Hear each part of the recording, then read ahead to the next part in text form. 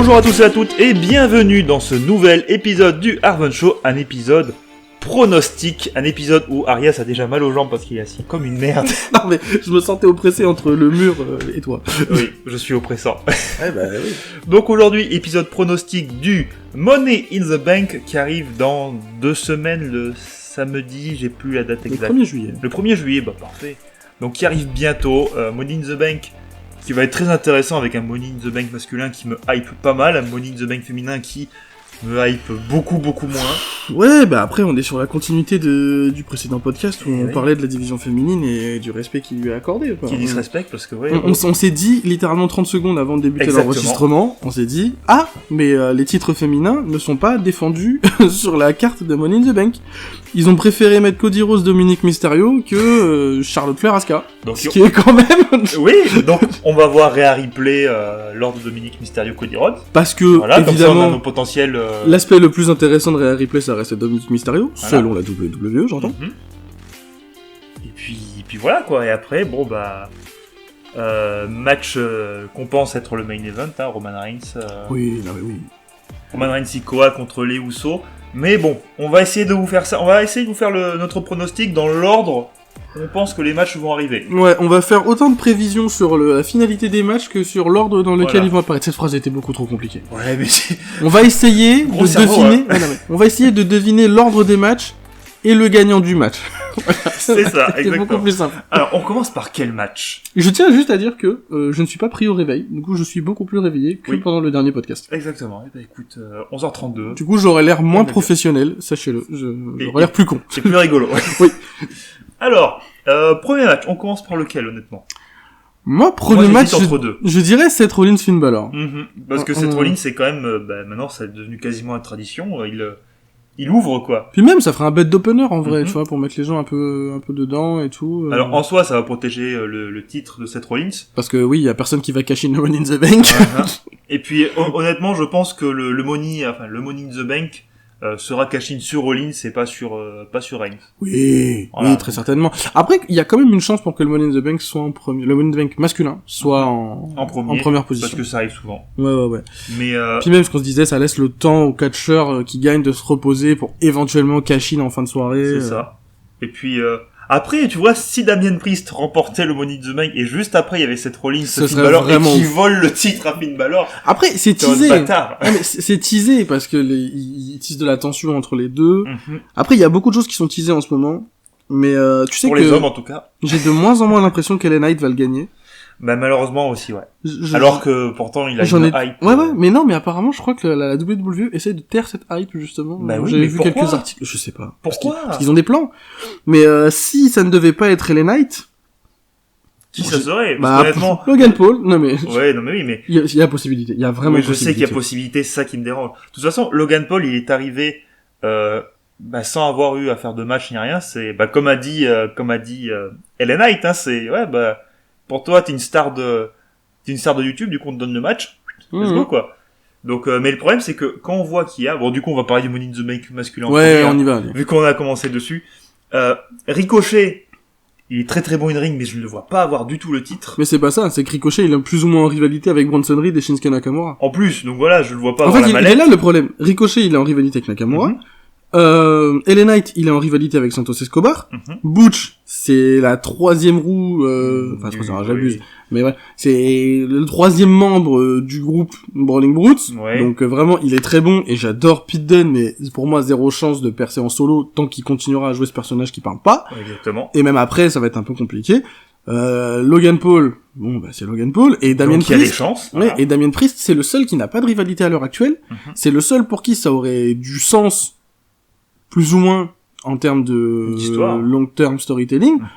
Parce que s'il gagne et que Finn Balor gagne, ça va créer de la tension. S'il gagne et que Finn Balor ne gagne pas, ça va quand même créer de la tension. Parce que Finn Balor pourrait éventuellement jalouser le Money in the Bank de Damien Priest. Donc, c'est ça. Pour moi, Priest, ça reste le plus gros. Parce que j'ai pas envie que Logan Paul la prenne, parce que comme je le disais déjà, si Logan Paul gagne des matchs trop importants, c'est pas bon pour lui et c'est pas bon pour la WWE, et ça je persiste à le croire. Donc ouais, non, pour moi il y a que Damien Priest qui pourrait éventuellement aller la chercher, ou LA Knight. Moi honnêtement Damien Priest parce qu'il y a une histoire derrière, parce qu'il est bon aussi, voilà, et ou LA Knight parce que vraiment s'ils arrivent à avoir ce truc de bon, ok, on va arrêter d'essayer de faire taire cette hype qui n'a aucun sens, de faire taire cette hype d'ailleurs, et le pousser comme la star qu'il est, parce que pour eux l'argument principal c'est LA Knight, il a 40 ans et il va avoir un peu plus quoi. Ça sert plus à rien de le pousser alors que c'est le moment. C'est jamais trop tard pour percer. Mais le truc qui me fait dire que il y a plus de chances pour Damien Priest, c'est que LA Knight, honnêtement, je pense qu'il serait capable de s'en relever parce qu'il va continuer à avoir une hype. Oui. Et c'est surtout que pour lui, je pense pas que ce soit le moment de remporter le Money in the Bank et d'avoir une chance, parce que je pense que ça peut mener à un cash-in raté. Mais par contre, aller chercher, par exemple, je sais pas moi, Austin Theory, mais c'est ça. Matt Riddle, du coup, s'il récupère face à Gunther, hein. Mais il y a même pas de match. Il y a pas de match, hein, mais Gunther, un jour. Ouais, oui, un jour. Non, un jour plus tard. Mais je pense que d'abord, pour LA Knight, le mieux, c'est qu'il ait un titre secondaire pour qu'il puisse ensuite aller chercher un titre principal. Et même, LA Knight, je pense que c'est un des gars où il aura pas vraiment besoin de titre, mais ça ferait vraiment plaisir de le voir avec un titre. Ouais, et puis même, après, faut pas oublier que comment dire, ils ont ouvert effectivement les Money in the Bank au titre mineur. Et aux stars de YouTube aussi. Non, mais je veux dire, ta possibilité, avant, je pouvais pas, hein. Oui, c'est vrai. Cash son intercontinental. C'est vrai qu'Austin Theory a cash in pour le champion des États-Unis. Pour le championnat des États-Unis, c'est vrai. Et non, je te raconte. Si. Austin Theory a récupéré contre Bobby Lashley en cash in. Il a cash in avec la chatte de Castle. Austin Theory. Oui, mais pour le titre des États-Unis. Pas pour le titre. Quoi? Mais non. Non, si, il s'est fait péter par Tyson Fury avec la chatte de Castle. Rappelle-toi. Oui, il a pas eu le temps. Il a pas eu le temps de le cash in. Les gars, je m'intéresse tellement pas à Austin Theory, j'ai oublié. Non, alors. Non, si, t'as raison. Voilà, oui, c'est bon, ça y est. Si vous écoutez, vous me dites. Ouais, d'accord, hein, d'accord. C'est bon. Ça retient pas les noms, mais ça retient les titres. Mais moi, je m'intéresse qu'aux catcheurs que j'aime. Oui, je n'aime pas Austin Theory, j'ai rien à foutre, d'accord? Non, mais écoute, sinon le Money in the Bank, je parlerai que de Yoskai et Zoe Stark, moi, mais sinon, c'est vrai. Non, mais t'as raison. Mais oui, avant, Bailey, j'avoue. Avant, on pouvait pas, et maintenant, il y a possibilité d'aller chercher ça. Ah oui, parce que tout le monde avait dit, ouais, ton cash-in, il est raté. Après, c'est même pas qu'on pouvait pas, c'est juste que personne s'est dit, j'ai un cash-in, j'ai un cash gratuit, je vais l'utiliser sur un titre mineur, mais parce secondaire. Que, en vrai, quel intérêt? Bah oui. Si t'es... Il y a que Austin Theory pour dire, quand t'es dans cette matrice-là de, ouais, faut être le meilleur, je vais aller chercher le meilleur titre, c'est là qu'il y a la meilleure thune, la meilleure exposition, mais après, pourquoi tu vas aller chercher un titre mineur? De toute façon, Austin Theory, c'est un mec, en tout cas, il est construit comme un mec qui n'a pas beaucoup d'ambition et qui est lâche, etc. Ouais, donc, qui se contente de là où il est, quoi. Il a utilisé son titre, comme ce qu'il est, comme un lâche, sur le coup. Et puis après, je sais pas, à moins de construire l'histoire du mec en mode, ouais, j'ai eu tous les titres sauf le titre des États-Unis, nanani, tu vois, mais là, pourquoi pas s'il y a une storyline derrière, mais là, il y avait aucun intérêt pour Austin Theory, donc bon. Mais ouais, non, après, je suis d'accord avec toi, LA Knight, c'est pas encore le moment. C'est pas encore le moment et c'est pas nécessaire non plus, tu vois. Et de toute façon, il faut que les créatifs acceptent d'entendre le public, parce qu'en même temps, c'est ça le catch aussi, c'est entendre le public, c'est putain, le public, il aime ça. Steve Austin, il était mal vu, etc. Enfin, il était mal vu. Il était pas prévu pour faire un gros push. Il a sorti son 316, il est monté d'un coup, et puis voilà, ils se sont dit, ok, en fait, lui, c'est le moment, faut le pusher, quoi. Et Dieu sait que LA Knight a un potentiel de Steve Austin en lui. De Steve Austin, de The Rock. Pareil, The Rock, la même chose, Oui. Voilà, donc c'est des moments, il faut savoir, mais peut-être que le problème du catch aujourd'hui, en tout cas, la WWE, c'est qu'ils sont plus capables d'écouter le public et que c'est les plans. Voilà. Après, est-ce que c'est le problème de la WWE ou est-ce que c'est le problème de Vince McMahon? Ah ouais, bonne question. Il a le truc. Et oui, c'est vrai que Vince McMahon est encore là, et même au dernier SmackDown, j'ai vu déjà des news comme quoi il aurait chamboulé un peu les trucs. Il l'avait déjà fait à Raw, donc... Voilà, donc bon, on va voir. Mais du coup, pour notre pronostic du Money in the Bank masculin, Damien Priest. Bon, je rajoute quand même qu'il y a Santos Escobar, parce qu'on en a pas parlé. Si, je t'ai dit qu'il était en rivalité avec LA Knight. Ah, tu l'as dit, d'accord. Donc c'est pour ça que je pense qu'aucun des deux n'a une chance de gagner. Ouais, c'est possible. Parce que LA Knight a l'air d'être plus ou moins en rivalité avec la LWO, donc... Ouais. Bon, pas trop d'intérêt à cette rivalité non plus, malheureusement. Non, pas vraiment. Bon, après, et pourtant, Santos Escobar, très très bon. Ah, mais Santos est très bon, mais je pense que ça va mener à un match 1v1 entre les deux, mais après, voilà, faut quand même souligner une chose, LA Knight a battu legit Rey Mysterio. Oui. Et je me faisais cette réflexion pendant que je regardais le match LA Knight Mysterio. C'était un bon match, hein. Mais je me disais, c'est marrant, on sait que Rey Mysterio, c'est une légende, Et pourtant, quand il se fait battre, c'est pas l'impact. Tu gagnes, ouais, y a pas de légitimité. C'est pas comme si t'avais vraiment battu un Hall of Famer, tu vois ce que je veux dire?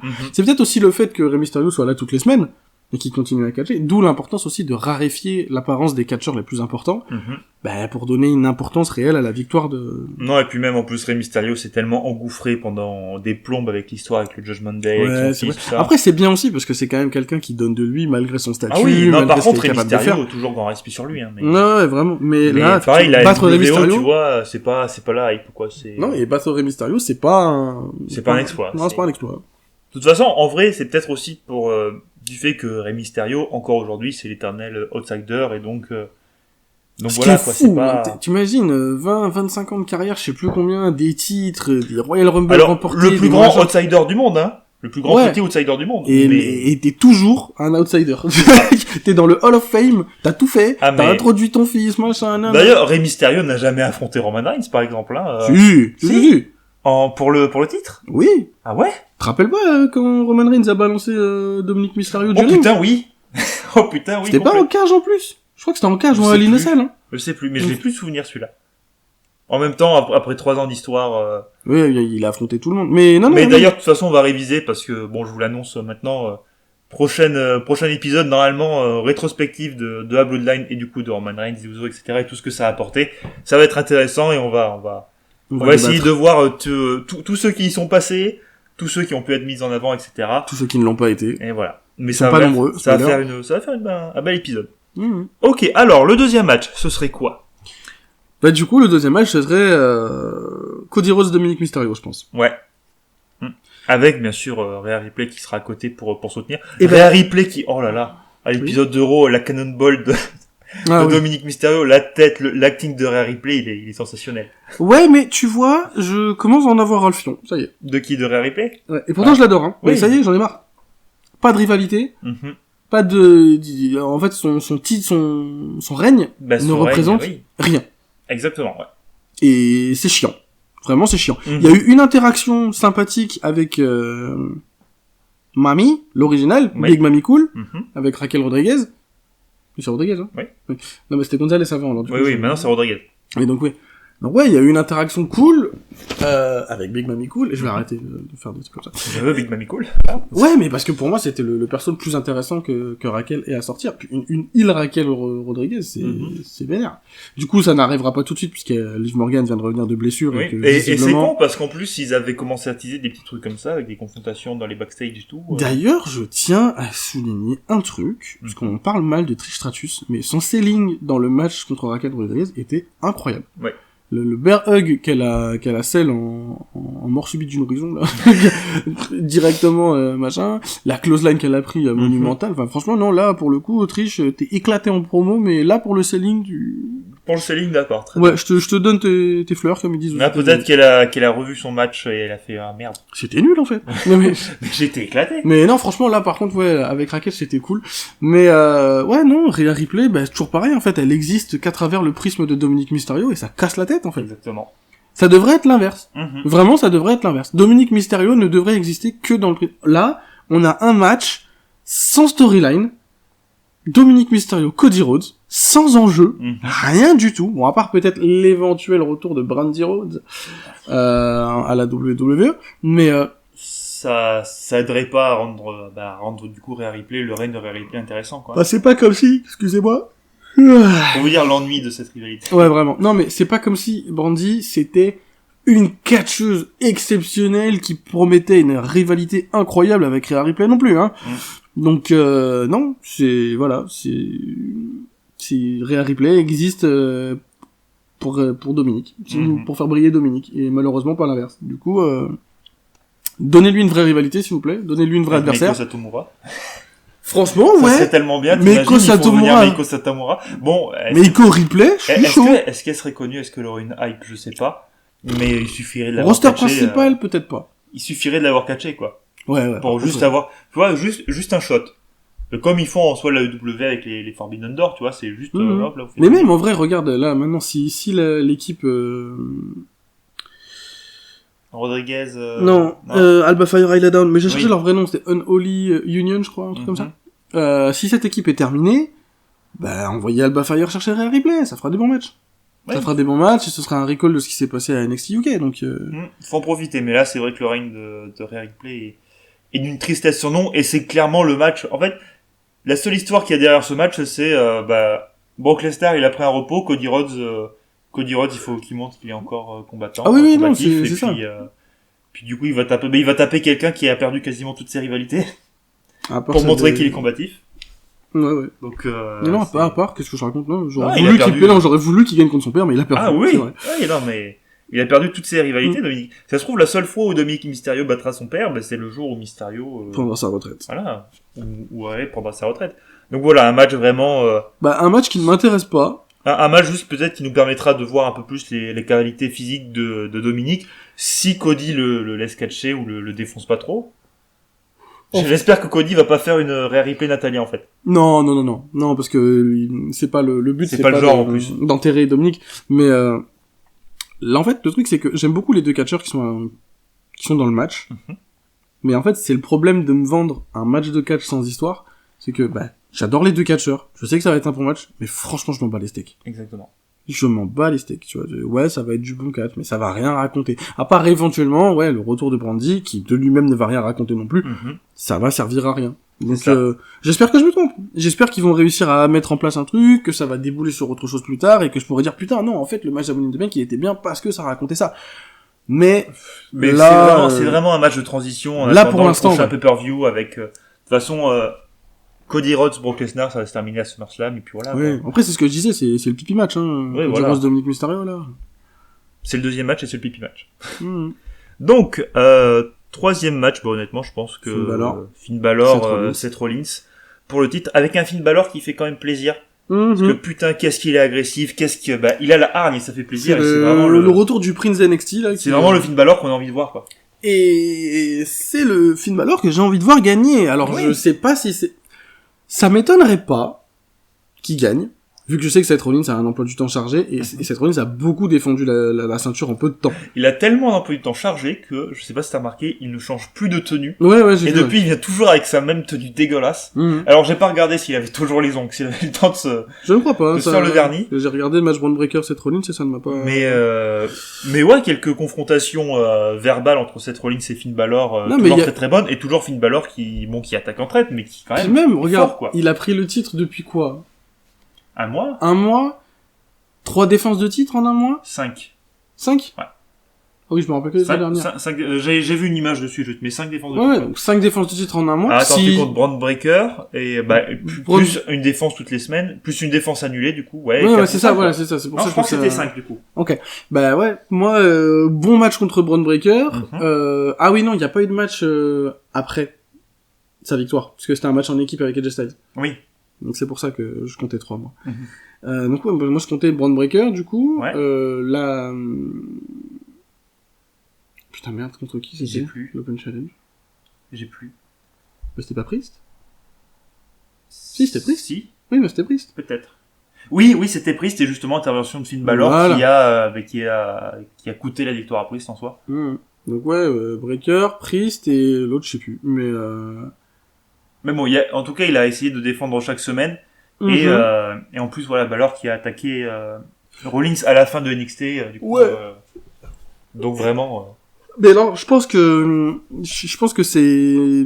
J'arrive plus à parler. Je pense que le nombre de défenses qu'il a fait, là, Seth Rollins, c'était vraiment pour dire que, s'il devait perdre son titre, qu'on se dise pas, ouais, super, il a gagné, il a gardé un mois et ciao, tu vois. Non, il a défendu son titre, et moi, j'espère sincèrement que Finn Balor va gagner. Ça serait tellement bien. Parce qu'en fait, je le répète, mais je trouve Seth Rollins champion ennuyant à mourir. À mourir.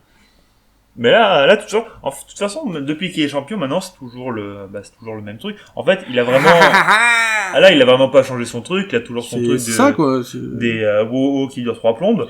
Mais ça me saoule.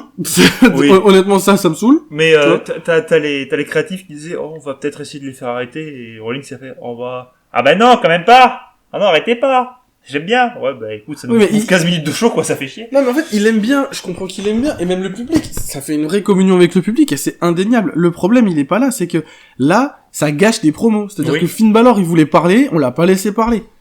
Et ça, c'est super chiant. Et même Seth Rollins, pour en placer une, parfois, c'est compliqué. Même Seth Rollins a pas pu, parce que il était obligé de leur dire, les gars, laissez-moi parler, quasiment. C'est la faute du public, quoi, tu vois. Et du coup, ouais, non, je trouve ça chiant à mourir. Le personnage de Rollins n'évolue pas, du coup. Ah, mais clairement pas. Après, c'est normal. Ça fait 1 mois, il a pas eu le temps d'installer de grandes rivalités. Oui, mais après, il évolue pas pour un personnage comme lui, et mine de rien, je sentais que c'est important. Esthétiquement parlant, il a pas évolué depuis Night of Champions. Et pour un personnage comme lui, qui vraiment chaque semaine venait avec un costume différent, avec un truc toujours plus extravagant, quoi. Mine de rien, c'est important, parce que vraiment, je pense que Rollins n'a pas le temps, déjà. Non. Et peut-être que voilà, de toute façon, Rollins, c'est pas un bon champion, ça on l'a déjà dit. C'est un champion, si ça peut être un champion de transition. De toute façon, en vrai, mettre le titre sur Rollins à la base, c'était pas con. Parce que Rollins, c'est quand même bon, alors déjà, Rollins était dans l'écurie qui n'avait pas oui, qui n'avait pas de titre principal. Mais c'est surtout que bon, c'est Rollins. Donc déjà, c'est comme, tu vois, la EW, pour donner de l'importance au premier titre à EW, tu le mets sur Chris Jericho. Parce que c'est Chris Jericho. Là, tu le mets sur Seth Rollins parce que c'est Seth Rollins. Voilà. C'est absolument pas une mauvaise idée. Et donc déjà, pour crédibiliser le titre, c'est super bien. Maintenant, Finn Balor qui le récupère, et pour peut-être arrêter de voir le Judgment Day comme la deuxième faction la plus puissante, mais qui pompe quand même. Et comme une blague, en vrai. Mais qui pompe beaucoup, c'est pour ça, tu vois. En vrai, le Judgment Day, ils perdent énormément de matchs, Ils perdent énormément. À part Rhea Ripley, là, Ouais, non, mais c'est pour ça. Et Rhea Ripley, pour le peu de matchs qu'elle fait, hein. Ouais. C'est pour ça, pour donner de la crédibilité au final au Judgment Day, qui est la seconde faction la plus puissante de la WWE, mais qui pompe quasiment tout. En vrai, la deuxième. Ça serait bien. En termes de résultats, je pense que la deuxième faction la plus puissante, c'est Imperium. C'est vrai. En termes de résultats, c'est Imperium. Pas en termes de hype, mais en termes de résultats, clairement. T'as complètement raison. Je suis en train de réfléchir, mais je vois pas d'autres. C'est ça. Parce que bon, Kevin Owens, Sami Zayn, c'est pas une faction. Voilà, oui, c'est une équipe. Non, mais t'as complètement raison. C'est Imperium, la deuxième faction en termes de résultats. Clairement. Franchement, tu me dirais Imperium contre la Bloodline. Je serais chaud, hein. Moi, je serais très chaud. Je vois difficilement comment mettre ça en place. Mais de toute façon, c'est trop tard maintenant pour le mettre en place. Mais il va sûrement y avoir des matchs entre les différents membres un jour. Gunther, il va sûrement aller se faire une rivalité un jour avec Reigns s'il turn face en plus. Mais j'ai toujours dit, de toute façon, je pense que la Bloodline, là, c'est qu'une étape. La Bloodline, en soi, elle meurt pas, tu vois. C'est pas une faction qui va mourir. C'est une faction qui sera vouée à se reformer face, je pense. Une fois que Roman aura face turn, après qu'il ait perdu les titres, je pense qu'il ait remis de l'ordre dans ses idées, même si c'est pour un one shot, même si c'est vite fait, tu vois, pour une occasion, une storyline, je pense que ouais, ça va se reformer à un moment ou à un autre. Et peut-être sans Solo, mais ça on en reparlera. Que Gunther face, non. Non. Clairement vraiment pas. Clairement pas. Bah Gunther, de toute façon, s'il est face, c'est que le public l'aura décidé, tu vois. Mais il est prévu, oui. Voilà, donc c'est juste il continuera à agir comme un connard, mais comme pour Kevin le public, Owens. il sera gentil. Ben, comme Ellen Knight, en soi, c'est un et face. Comme Kevin Owens. Comme Kevin Owens. Donc voilà, Seth Rollins contre Finn Balor. En plus même, voilà, comme on l'a dit tout à l'heure, en termes d'histoire, pour faire Finn Balor, Damien Priest s'il gagne. Puis même, super intéressant. Pour toute la backstory entre le fait que Finn Balor est blessé, que Seth Rollins est blessé Finn Balor, et que, effectivement, il lui a coûté 8 mois de sa carrière, franchement, moi, je suis chaud de voir Finn Balor gagner. Déjà, j'adore Finn Balor, mais même, je suis chaud de voir Finn Balor gagner. Ouais. Puis là, voilà, vous voyez, la dernière fois qu'on parlait, si vous avez écouté le podcast sur les femmes, et sur les titres. Juste, excuse-moi, je te coupe. Fais-moi penser. Oui. À la fin, une fois qu'on aura revu tous les matchs, il y a un truc que je dois aborder. D'accord. Mais je ne l'aborderai que quand on aura terminé. Mais il faut que j'y pense. D'accord. J'essaierai d'y penser. Merci. Et tu disais sur J'essaierai de ta petite voix. Quand on parlait de Asuka Charlotte Flair. Oui. Qu'on disait, ouais, bah, c'est juste que, l'histoire, c'est juste que t'es la première à avoir, gagné la Streak, ouais. Voilà, ça. C'est pas pareil parce que là, on parle quand même, entre Seth Rollins et Finn Balor, déjà les rôles étaient inversés, Finn Balor était face. On parle quand même d'un mec qui a blessé le gars, qui lui a coûté 8 mois de carrière, qui lui a coûté le premier, le premier titre. C'est ça que les gens ont tendance à oublier. Balor, c'est le premier champion, mais c'est aussi le champion le plus court de l'histoire, malheureusement. Et les gens ont tendance à oublier que Balor a gagné ce match. Balor a gagné le match. Avec un bras en moins. Avec un bras en moins, et il a dû relâcher la ceinture. Et on lui a jamais donné l'opportunité derrière de la récupérer. Non. Donc ouais, non, il y a beaucoup d'histoires derrière ce match, autant dans le passé que pour un éventuel futur avec Damien Priest et au sein du Judgment Day. Donc, parce que vous voyez, en fait, ça. Faites gagner Balor. Pour vous, en soi, vous pouvez considérer que pour Seth Rollins, c'est un moment de sa vie. Ouais. Pour Finn Balor, c'est une frustration qui s'étend sur 4 ans, peut-être. Ouais. 4-5 ans. Puis même, je rappelle, encore une fois, Balor a perdu à WrestleMania. Balor, il a pas eu un moment à lui depuis la formation du Judgment Day. C'est ça. Si, il a battu Edge dans le Equity match. Ok. Ouais, mais franchement, pour ce que ça a donné c'était lors pas solo. de Hell in a Cell, en plus, pas voilà. Quoi. Il était en équipe à ce moment-là. Enfin, je veux dire, il était en équipe. Il y a eu intervention de tous les côtés. Oui. Un vrai moment personnel pour Balor, ce qu'il aurait dû avoir à WrestleMania, parce que je persiste à dire qu'il aurait dû gagner à WrestleMania. Ce qu'il aurait dû avoir à WrestleMania, il ne l'a pas eu. Alors, au moins, donnez-lui un Money in the Bank. Franchement, donnez-lui la ceinture. Moi, j'y crois à la prédiction de... Alors, je crois que c'est Rhea Ripley qui a dit que Money in the Bank, ce serait la nuit du Judgment Day. Alors, pas pour Dominic Mysterio, parce qu'en soi, c'est pas le plus important, mais si ça peut être la nuit pour Finn Balor et Damian Priest... Encore que, hein, si Brandy Rhodes déboule, que Rhea Ripley défonce Brandy, que du coup Cody, il est en mode, ah, ma chérie, et qu'il se fait, wiped out par Dominic. Ouais, mais ça commencerait une histoire, alors que celle de, voilà. Mais c'est en train de commencer une histoire, là. Oui. Brock Lesnar, il va prendre 4 mois de vacances, non mais oui. Brock Lesnar, il est parti. Dans tous les cas, c'est une dead end. Hein. Il est retourné chasser dans Saskatchewan. Je t'assure que là, ils sont partis sur un mixed tag match à SummerSlam. Hein. Oh, ça va être éclaté. Ah, non, mais c'est sûr. Dans tous les cas, là, tous les programmes de Cody Rhodes pour l'instant, c'est éclaté. Là, non, le programme avec Brock Lesnar. Enfin, non, mais je veux dire, là, comment ça se profile, là, c'est éclaté, c'est fini. Non, à Brock Lesnar, le deuxième match ne serait pas passé comme ça. Ça aurait été bien. Bon, on est toujours dans la vue, voilà. Et bon, du coup, pour conclure, on espère fortement une histoire de Finn Balor. Balor à tous les niveaux, ce sera vraiment la meilleure décision à prendre, je pense. Avant-dernier match, Money in the Bank féminin, Io Sky contre Trish Stratus, qui arrivait là par disqualification à cause de Becky Lynch. Ouais, parce que Becky a fait gagner. Voilà. Ce qui me refait dire ce que j'ai dit sur Becky Lynch, hein, elle est pas capable de se faire des alliés, elle réfléchit pas. Hein. Désolé, là, sur le coup. Oui, non, là, vraiment. Là, faut pas dire le contraire. Ouais, je tapais pas. Ah, non, j'allais dire, ça se trouve, il turn de Raquel, Rodriguez pour attaquer, mais vu qu'ils sont en équipe. Franchement, j'ai cru qu'elle allait lui Terrana bombe. Ça aurait été trop bien. Mais non. Mais vu qu'il y a le truc d'équipe. Ça aurait mérité, hein, parce que, en plus, elle venait de menacer Rhea Ripley en mode, ouais, si je gagne Money in the Bank, gare à ton cul. Ouais. Et l'autre, qui perd à cause de Becky. Franchement, qui vraiment, il va, mais comme une débile, hein. Moi, là, je suis désolé, je suis catcheur. Tu me dis, tu vas menacer la championne super dominante, et tu vas perdre le match à cause d'une intervention. À cause d'une intervention, je dis laissez-moi défoncer la personne qui me fait perdre quand même. Parce que là, Raquel, vraiment, c'est en plus juste derrière, c'est bon du coup j'ai perdu ce match, du coup heureusement que Liv Morgan est là. Ouais, comme ça j'aurais quand même une opportunité de titre. Oh mais franchement. Donc voilà, donc Io Sky contre Trish Stratus, contre Zoe Stark, contre Bayley, contre Zelina Vega, contre Becky Lynch. Alors, il va y avoir, je pense, 2 histoires. Alors déjà, Zelina Vega est là. La pauvre, je pense qu'elle va se faire enterrer parce qu'elle ne fait partie d'aucune histoire là-dedans. Ouais, mais... À part d'être l'outsider qui va peut-être avoir une chance. Ouais, mais... Il y avoir un spot où elle va être en haut. Je pense qu'elle va avoir beaucoup de moments dans le match où... Parce qu'en fait, j'ai l'impression qu'ils essaient quand même de construire Zelina Vega. Mais elle s'est bien améliorée, hein. Non, mais carrément. Et du coup, je pense qu'elle va avoir de bons spots dans le match. Mais effectivement... Après, en vrai, c'est la seule qui aurait une raison de gagner. Oui. Puisque c'est la seule qui n'a pas de storyline. C'est ça. Mais là, voilà, on a... Après, ce serait intéressant d'envoyer Zelina Vega Rhea Ripley, comme à Backlash. Avec une Zelina Vega un peu plus... Ouais, justement, parce que il y a eu Backlash juste avant. En fait, là, pour le coup, ce serait un long-term storytelling. Enfin, un long-term, oui, on s'entend. Ce serait sympa. Ouais, ce serait sympa, tu vois. Mais, pareil, je mise pas un copec sur la défaite de Rhea Ripley par Zelina Vega. C'est pas possible. Et moi, honnêtement, là, je mise même pas un copec sur la victoire de Zelina Vega. Je serais tenté de dire Io Sky. Moi aussi. Mais pour revenir sur mon argument, du coup là on a 2 histoires en fait dans un seul Money in the Bank. On a entre Trish Stratus, Becky Lynch et Zoe Stark et l'histoire qui se construit au fur et à mesure. Qui d'ailleurs elles se sont repris la tête il y a une semaine je crois. Qui ça? Becky Lynch, n'importe quoi. Bayley et Io Sky. Elles se sont repris la tête donc toujours dans l'inconstance. Non mais justement c'est à cause de ça en fait. Ouais. Tu vois, c'est-à-dire que il y a un moment, je pense que Io Sky va être sur le truc et Bayley va l'attirer, lui machin truc en fait, et en gros ça va exploser, ça va être le face turn officiel de Io Sky. Je la vois prendre la mallette. Ou bien elles vont se retrouver les deux en gros. Ouais voilà, et je la vois prendre la mallette et je la vois défier Asuka. Pas Kashin. Ouais.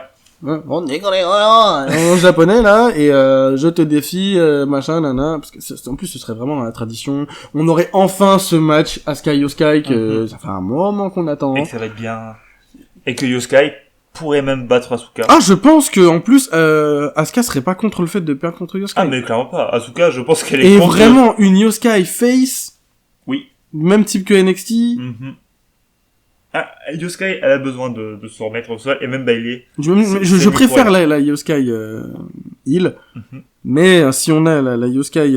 Après, Io Sky Hill ne veut pas forcément dire qu'elle elle sera pas badass ou elle restera pas un peu comme elle est, tu vois. Bien sûr, mais ce que je veux dire, c'est que la Asuka, voilà, Asuka aussi, mais la Io Sky Hill, c'est la Io Sky qui va te parler japonais quand on aura rien à foutre de savoir si tu la comprends ou pas. Une Io Sky Face va peut-être tenter de parler anglais, et on en revient à ce que je disais la dernière fois, quand tu mets des étrangers, des étrangers, n'est-ce pas, des étrangers à la langue anglaise, américaine, dans des promos, c'est très compliqué de les faire parler anglais, et du coup, c'est très compliqué d'en avoir quelque chose à faire de ce qu'ils racontent. Donc, je préférerais qu'elle reste Hill, à moins qu'il la fasse face et je parle japonais, je m'en fous, tu vois. Ce serait sympa aussi, mais... Après, très, très honnêtement, je pense que si elle turn face, elle gardera pas en soi le même personnage, tu vois. Peut-être qu'elle gardera toujours son esprit, cet esprit un peu badass, un petit peu agressif, tout ça. Et elle retournera peut-être au côté Princess of the Sky, tu vois. Peut-être, mais en tout cas... Qu'elle avait justement au début de NXT, avec son masque de tigre, là, je crois. En tout cas, tu vois, je serais moins hypé. Ça dépend si si ça fait un entre-deux, pourquoi pas. En plus, tu vois, ça ferait une entrée d'Asuka avec un masque, une entrée de Io Sky avec un masque. Visuellement parlant, ça peut être pas mal. Une petite histoire, iconographiquement, c'est pas mal aussi. Non, il y aurait de quoi faire. Donc ouais, Io Sky, c'est un bon call. Et de toute façon, les trois femmes là, donc Trish Stratus, Zoe Stark et Becky Lynch, c'est trop tôt pour Zoe Stark. Oui, Trish Stratus, il y a aucun sens qu'elle le gagne. Et puis même, ça va partir. Là, on part. Et elles vont trop partir en guerre. On part sur un tag team match avec Lita au SummerSlam. Donc voilà, donc il y a aucun intérêt. Vraiment aucun intérêt. Et Bayley, Bayley, ça va être le second couteau, je pense. Bayley, en vrai, apparemment, elle a teasé un face turn sur Twitter, je crois.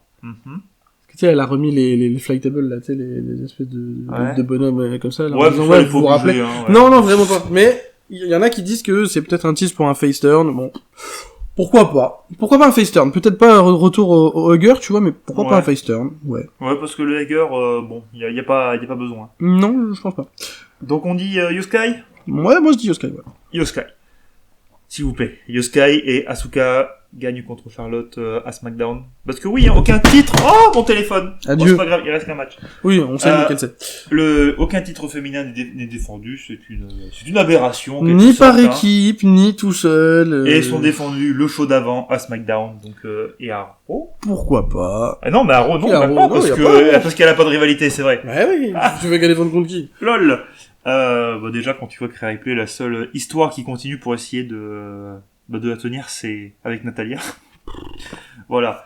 Mais bon. Rhea Ripley, elle va envoyer Natalia à la retraite. S'il vous plaît, mettez du respect enfin sur les femmes, purée.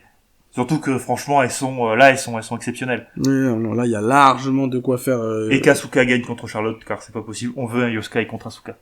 Mais je te dis, on va partir sur Bianca Belair. En fait, Bianca Belair va très certainement coûter le match à Charlotte. Oui, c'est vrai, oui. Et on va partir sur Bianca Belair Charlotte.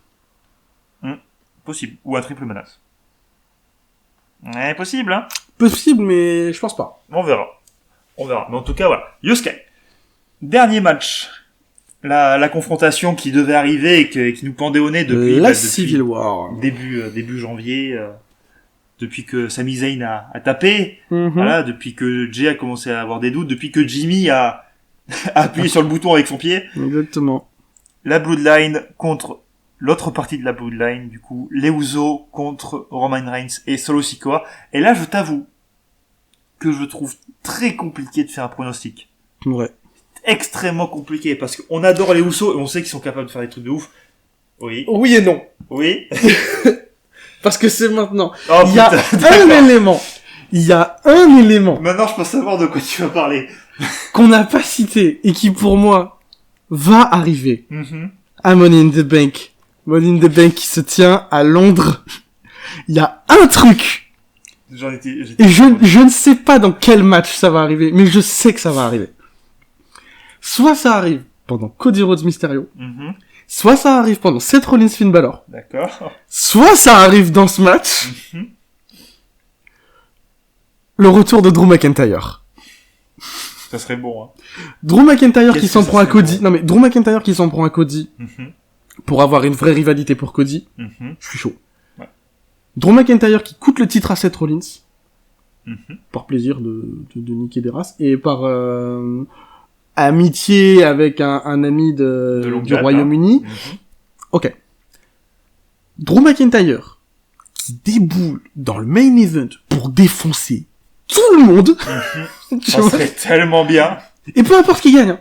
Peu importe si c'est les Usos, peu importe si c'est Solo Sikoa et Roman Reigns. Hein. Un Drew McIntyre, ça ferait plaisir. Mais après, tu vois, il y en a qui disent ouais, il faut que quelqu'un rejoigne la Bloodline. Non, machin. ça sert à rien, c'est bon. Non, mais ce serait pas Drew McIntyre. Oui.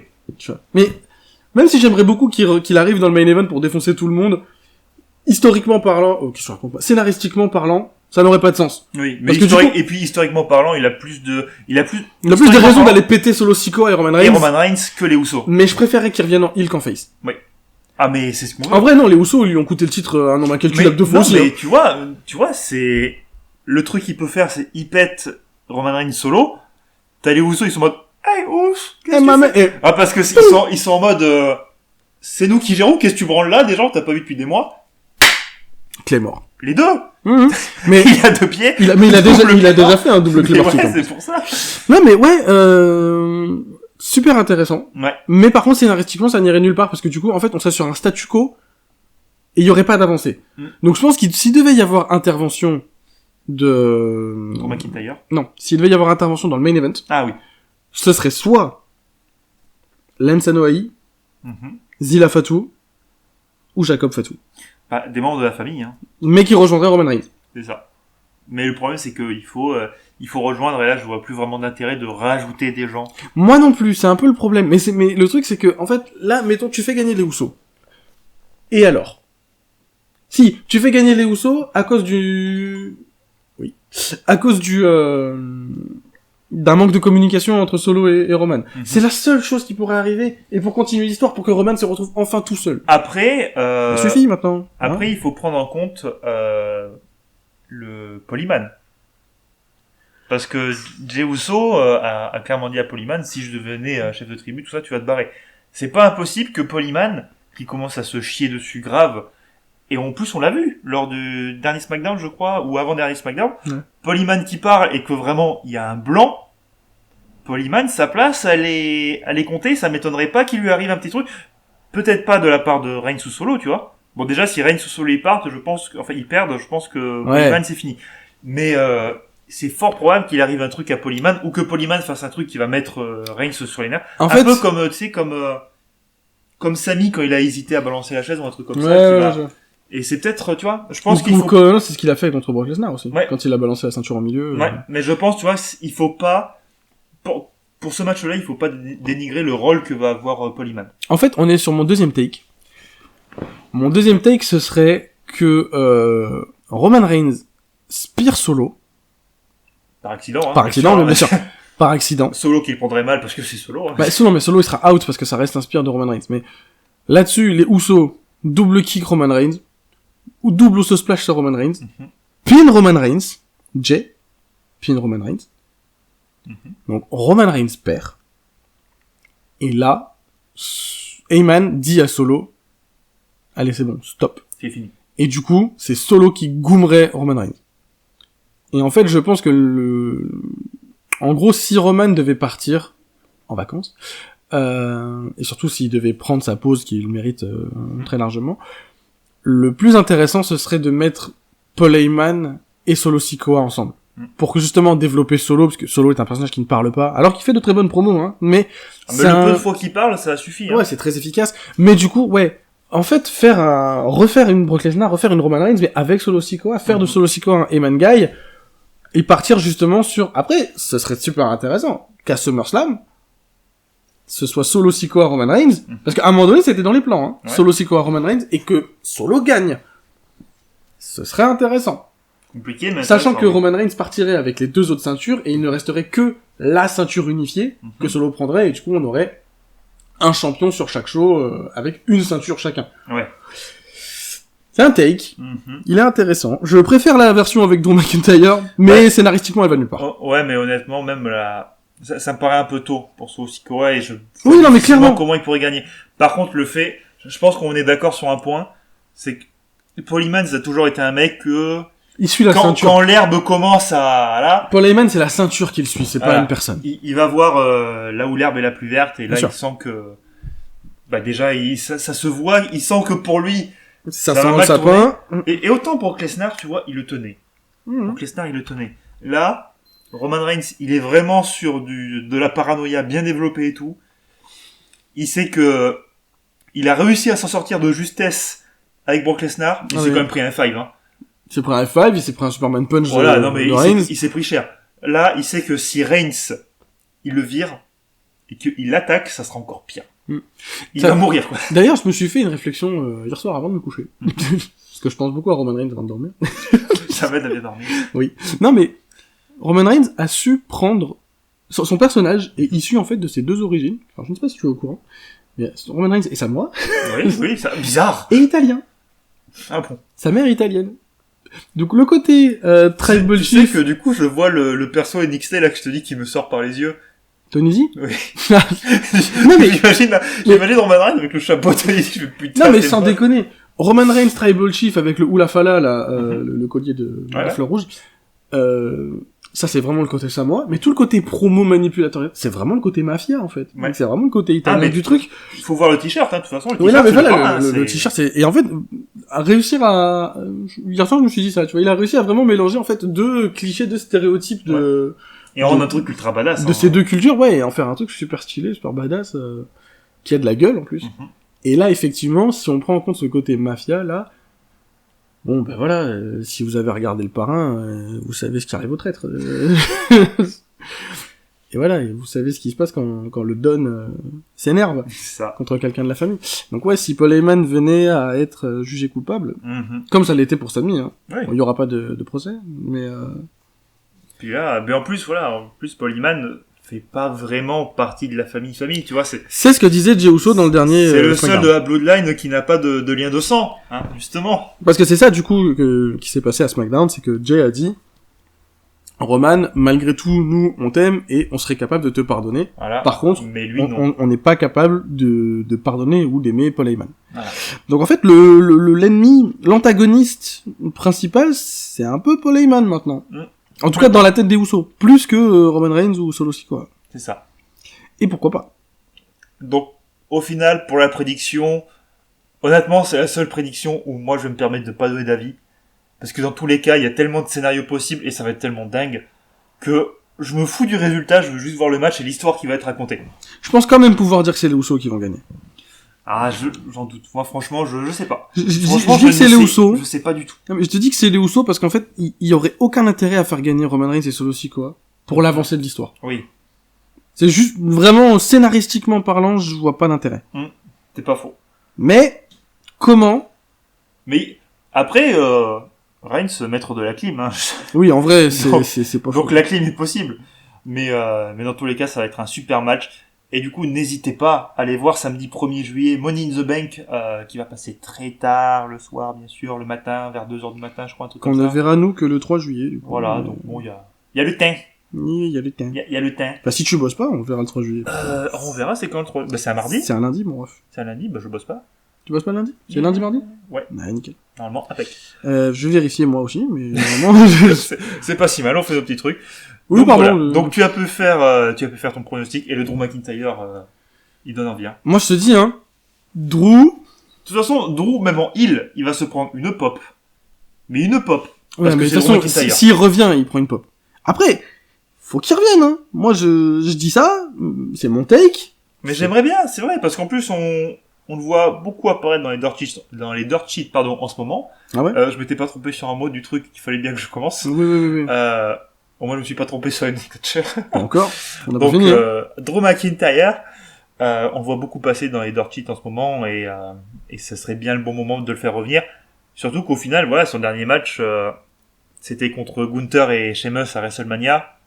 C'est le moment. On l'a pas vu depuis assez longtemps. Ouais, ça bon. Il s'est bien reposé. Alors j'ai appris qu'en plus, en fait, il était parvenu aussi à cause parce qu'il avait perdu un membre de sa famille, sa belle-sœur, je crois, ou sa belle-mère. Ouais, okay. Un truc comme ça, donc il a dû, voilà.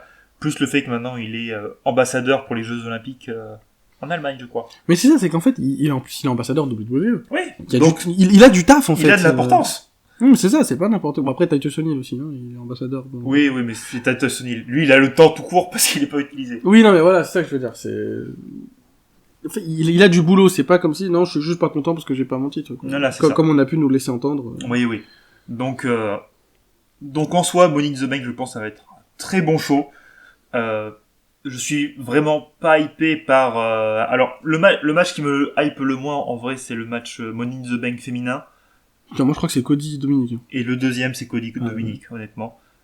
Mais je sais que avec tous les talents qu'on a, que bon, Becky Lynch, maintenant, si vous suivez, vous savez que j'aime pas trop. Mais Yasuo et Stark. Toi et Becky Lynch, c'est comme moi et Lyra Valkyria. Ouais, mais c'est ça. Non, mais Yasuo et Stark... Mais en plus, le problème avec Becky Lynch, c'est qu'il y a toute l'histoire qu'ils vont nous raconter encore derrière avec cette stratégie, et ça fait chier.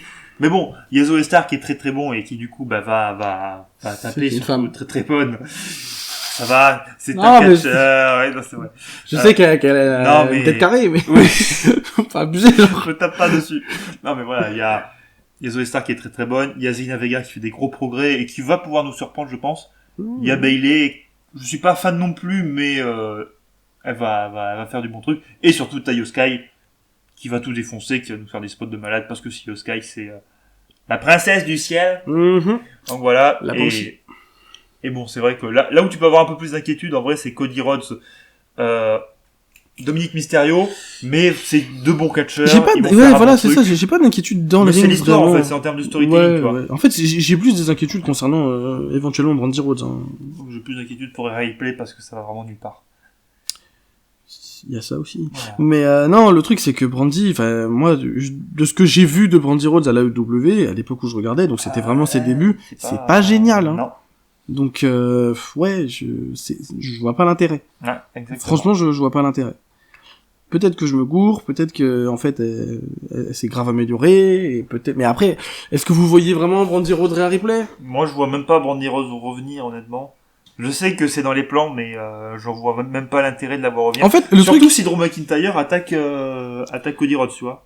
Et j'espère que ça va se passer comme ça. Mais moi, si je te dis qu'elle va revenir, c'est parce qu'en fait, on dirait que leur plan depuis le début, c'est de ne pas pouvoir avoir Rhea Ripley dans des conversations, dans des rivalités sérieuses. Oui. Hormis si ce n'est pour assister Dominique. Du coup, en fait, à croire qu'ils n'ont pas de personnes assez importantes ou qu'ils sont pas capables de construire des personnes assez fortes pour aller la taper, du coup, elle tape personne, quoi. C'est ça, du coup, c'est un problème. Elle va finir par se taper des hommes, hein, c'est ce qu'on sait. Enfin, alors, affronter des hommes. Reformule, s'il te plaît. Elle va finir, il y a eu un regard, elle va finir par affronter des hommes, c'est la seule solution. Mais oui, mais bon, tu vas pas affronter des hommes pour le titre féminin, en fait. C'est ça. Comme on le disait la dernière fois quand on parlait des femmes, c'est, après, tu es une femme, tu catches dans la catégorie féminine, tu catches pas que pour ta gueule, c'est aussi pour mettre en avant des gens. Et là, en l'occurrence, Rhea Ripley, elle enterre des gens. Et c'est dommage. C'est dommage, parce que je suis sûr que même elle veut pas, hein. Oui, non, je pense pas que ce soit le but, mais... Mais c'est vrai, en plus, c'est vrai que, au pire, il y a une histoire à raconter avec Zelina Vega. Il y a une histoire à raconter avec Zelina, il y a une histoire à raconter avec Raquel, il y a des histoires, il y a même une à raconter avec Liv Morgan, si on veut aller par là. Il y a plein de trucs à raconter. Il y aurait une histoire à raconter avec Ronda Rousey. Arrêtez de la mettre de côté, elle faisait des super matchs avant de devenir championne, elle devient championne, elle fait plus rien. Elle défend moins son titre que Roman Reigns. Quand même.